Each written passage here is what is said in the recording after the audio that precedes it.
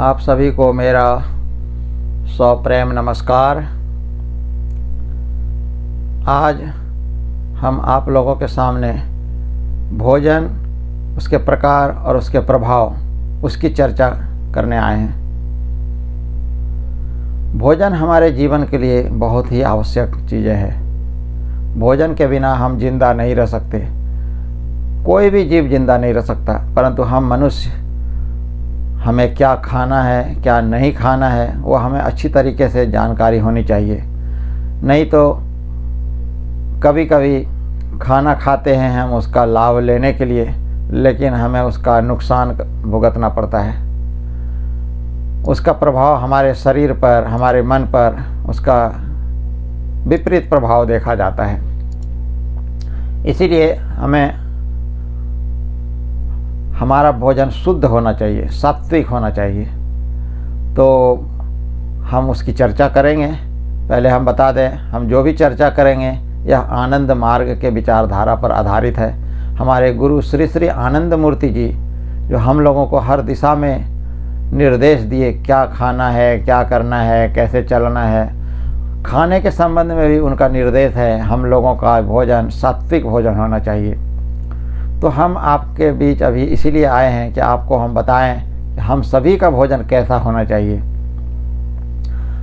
हम मनुष्य हैं, जो मिला सो खा लिए, इस प्रिंसिपल पर नहीं चल सकते। हमारा भोजन हमारे द्वारा चुना हुआ होना चाहिए। हमें क्या खाना है क्या नहीं खाना है इसका जानकारी होनी चाहिए हमें। तो वैसे तो साधु संतों ने और बहुत पहले से लोगों ने भोजन को 3 कैटेगरी में बांटा है: सात्विक, राजसिक और तामसिक। परंतु आजकल जो मेन रूप से 2 प्रकार के भागों में हम इसकी चर्चा करते हैं। एक होता है एल्कलाइन फूड और दूसरा होता है एसिडिक फूड। तो यदि हम इस सात्विक, राजसिक और तामसिक को भी यदि देखते हैं तो इसी 2 कैटेगरी में इसको हम बांट सकते हैं। जो सात्विक खाना होता है वह अधिकांश सभी सात्विक भोजन वो एल्कलाइन होता है, और जितने भी राजसिक हैं वह उचित मात्रा में वह भी एल्कलाइन होता है। और जब उसी राजसिक को हम यदि अधिक मात्रा में खाते हैं तो वो तामसिक हो जाता है। और जितने भी तामसिक भोजन है वो एसिडिक भोजन है। तो इसीलिए आजकल के जो समय में अधिकतर लोग इसी 2 प्रकार की चर्चा करते हैं, एल्कलाइन और एसिडिक। तो डॉक्टर लोग हमेशा ही हमें सुझाव देते हैं कि हमारा भोजन एल्कलाइन युक्त होना चाहिए, उस एल्कलाइन भोजन होना चाहिए, और एसिडिक भोजन को हमें अवॉइड करना चाहिए। तो हम इसकी चर्चा अभी करेंगे। तो जो सात्विक भोजन है उसका प्रभाव हमारे शरीर पर भी अच्छा होता है और मन पर भी अच्छा होता है। ऐसा भोजन हमेशा ही हमारे लिए लाभदायक होता है। तो हम साधक को, हम अच्छे कार्य करने वालों को, जो बुद्धिजीवियों को, हमें सात्विक भोजन लेना चाहिए, एल्कलाइन भोजन लेना चाहिए। जितने भी साग सब्जी है, फल फूल, ये अधिकांश सात्विक होते हैं। परंतु इसमें भी कुछ अपवाद होता है। जैसे साग सब्जी में कह सकते हैं मशरूम, वह सही नहीं है। कैता, जिसको स्नेक गॉड बोलते हैं, प्याज, लहसुन, उसका साग, सरसों का साग, सफ़ेद बैंगन,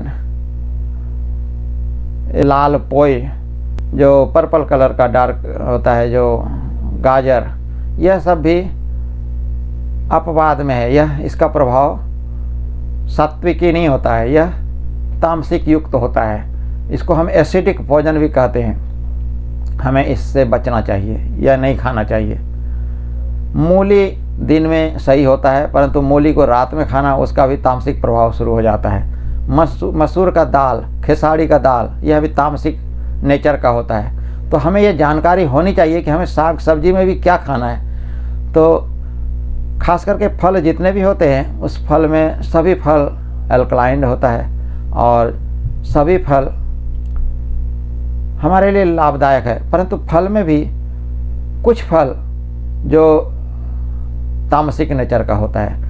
एक फल होता है दुरियान, जो Philippines, Singapore, Malaysia, Thailand, Indonesia ऐसे सब ट्रॉपिकल कंट्री में दुर्यान बहुत ही होता है, और वह दुर्यान तामसिक नेचर का होता है। इसी तरह से बिहार बंगाल में बरसात के दिनों में एक कटीला झाड़ होता है जिसमें कि दोना लीची की तरह होता है, वह भी तामसिक फल होता है। और भी कई तरह के दुनिया के किसी कोने में भी ऐसे नए नए सब हमें नहीं मालूम, तो उसका प्रभाव जिसको भी पता चलता हो कि तामसिक है उसे अवॉइड करना चाहिए। तो हमें तामसिक भोजन नहीं लेना चाहिए। अब दूसरा है राजसिक भोजन। राजसिक भोजन में जितने भी तेल, घी, मसाला, चॉकलेट, कॉफ़ी, यह सब जो है राजसिक भोजन है। रजोगुनी मतलब ये जो हमें ऊर्जा प्रदान करता है, यह जो कार्य करने वालों के लिए, गृही लोगों के लिए यह ज़रूरी है। कुछ मात्रा में इसका सेवन करना आवश्यक भी है, परंतु मात्रा से अधिक होना यह फिर तामसिक में बदल जाता है। इसीलिए तेल, घी, मसाला उसका सेवन अवश्य ही करना है, लेकिन उसको उचित मात्रा में ही करना है। पकोड़ा खाना है, 4-5 खाए, 10 खाए, अब पकोड़ा ही बहुत खा लिए, रोज़ खा रहे हैं तो जंक फूड ही खा रहे हैं, तो वो फिर हमारे शरीर में नुकसान करने लगता है। जो राजसिक भोजन होता है वह शरीर के लिए तो अच्छा है, परंतु मन के लिए अच्छा हो भी सकता है और नहीं भी हो सकता है। तामसिक भोजन जो होता है वह तामसिक भोजन शरीर के लिए न्यूट्रल है, अच्छा हो भी सकता है, नहीं भी हो सकता है, परंतु मन के लिए तो उसका बुरा ही असर होता है। इसलिए तामसिक भोजन हम सभी को अवॉइड करना चाहिए, उसे नहीं खाना चाहिए।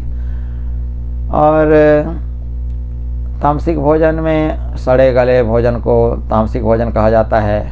मांस, मछली, अंडा, इवन जो गाय बच्चा देती है कुछ दिनों तक उसका दूध पीला गाढ़ा होता है, वैसे तो 21 दिन तक के लिए उसको मना किया जाता है, परंतु खास करके कुछ दिन तक उसको तो अवश्य ही नहीं खाना चाहिए।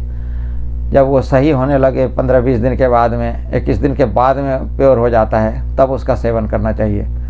तो इस तरह से बहुत सारे ऐसे हैं जिसको हम नहीं जानते हैं और उसको खाते रहते हैं। तो ऐसे तामसिक वाले भोजन को हमें नहीं लेना चाहिए। मांस, मछली, शराब, नशा, ये सब तामसिक प्रभाव का भोजन है। कभी भी हमारे मन को सही दिशा पर नहीं ले जा सकता। तो हमें यदि सही समाज चाहिए तो हमें सही भोजन करना पड़ेगा। आपको जैसा कि पता है कि हमारे शरीर में एक मन होता है जिसको हम कलेक्टिव मन कहते हैं। हमारा जो मन जिसको हम कहते हैं यह एक कलेक्टिव मन है। हमारे शरीर में करोड़ों अरबों सेल कोशिकाएं होती है, जिसके हर कोशिका का भी अपना एक मन होता है, और वह कोशिका का निर्माण हमारे भोजन से ही होता है। भोजन, प्रकाश, पानी, हवा, इसके ही कारण हमारे शरीर में कोशिकाओं का निर्माण होता है, और हर व्यक्ति के शरीर में इस कोशिका का निर्माण होता रहता है। जैसा कि हम जानते हैं कोशिका का जो एक लाइफ होता है वो 21 दिन का होता है। इसीलिए डॉक्टर लोग हम लोगों को 21 दिन का रेस्ट करने के लिए बोलते हैं। तो हर 21 दिन में वो कोशिका फिर मर जाता है और नया कोशिका बनता है। यंग एज में उसका अधिक निर्माण होता है, और जब जैसा जैसा एज बढ़ता जाता है कोशिका का निर्माण कम होने लगता है, और जो कोशिका है वही मरने लगता है। इसीलिए इवन हम कितना भी नहाए होते हैं, फिर दूसरे दिन यदि हम नहाते हैं तो हमारे शरीर से कुछ न कुछ गंदगियाँ निकलती है। कहाँ से वो गंदगी आता है? वह मरे हुए सेल से ही जो है वह उसका रगड़ करके जब हम उसको नहाते हैं तो उसमें से वो मैला गंदगी निकलना शुरू होता है, जिसको हम मैल बोलते हैं। तो इस तरह से उस कोशिका का भी निर्माण सात्विक होना चाहिए, नहीं तो हमारे शरीर पर जो कलेक्टिव मन है, जिसको हम अपना मन बोलते हैं, मनुष्य का मन बोलते हैं, उसका जो स्वभाव है वह भी तामसिक हो जाएगा। इसलिए वह सेल कोशिका शुद्ध होना चाहिए, उसका स्वभाव अच्छा होना चाहिए, तो ही मेरे मन का स्वभाव भी अच्छा होगा।